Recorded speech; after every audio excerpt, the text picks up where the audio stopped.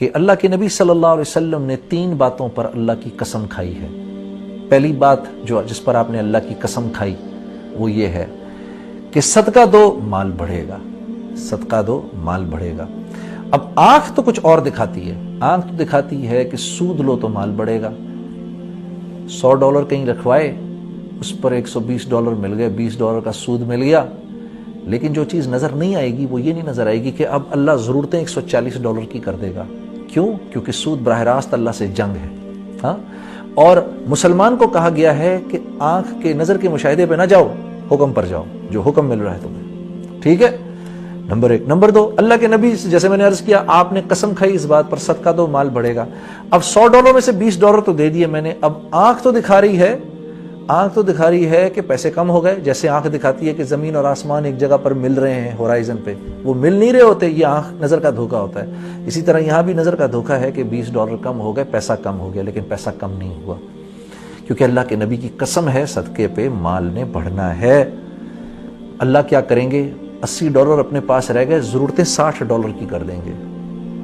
تو ایک تو یہ کہ اللہ کے نبی کا پہلا ارشاد کہ صدقہ دو مال بڑھے گا۔ دوسرا ارشاد آپ کا، تم پر کوئی حال آئے، کسی قسم کی سختی آئے، کوئی تمہیں کچھ برا بھلا کہے، تمہارا کوئی نقصان ہو جائے، اس پر فوراً تمہاری نظر میری طرف جائے، نہ کچھ کڑوی کسلی بات کرنے والے کو جواب دینا، غصہ بھی پی جانا، یہ گھونٹ اللہ کو بہت پسند ہے غصے کے پی جانے کا، معاف کرنا لوگوں کو۔ ہاں، تم صبر کر جانا تو میں تمہارے اجر کو بھی بڑھا دوں گا، اور اس پر دنیا میں بھی تمہیں وہ عطا کروں گا کہ دیکھنے والے ایسے انگلی زبان میں دانتوں میں ڈالیں کہ یہ دیکھو اس کو صبر کرنے پر کیا مل گیا، ٹھیک ہے؟ صبر پہ اجر کا وعدہ ہے، یہ دوسری چیز۔ تیسری چیز یہ کہ اللہ کے نبی نے فرمایا جو مخلوق سے مانگنے کے دروازے کو کھولے گا یہ دروازہ کبھی بند نہیں ہوگا۔ تو ان 3 چیزوں کا خیال رکھنا ہے۔ جس $1 کی جو قیمت ہے وہ اس وقت آپ کو نہیں پتا، جو پیسے آپ دیں گے آپ دے کے بھول بھی جائیں گے، اللہ کو یاد رہے گا، اللہ رب اور سنسیریٹی سے اگر دیں گے، اللہ کو راضی کرنے کے لیے دیں گے، تو قیامت میں اللہ اتنا بڑھا چڑھا کر دے دے گا کہ آپ سوچ بھی نہیں سکتے۔ اور اس سے بڑھ کے یہ کہ 1 پر 10 کا وعدہ ہے۔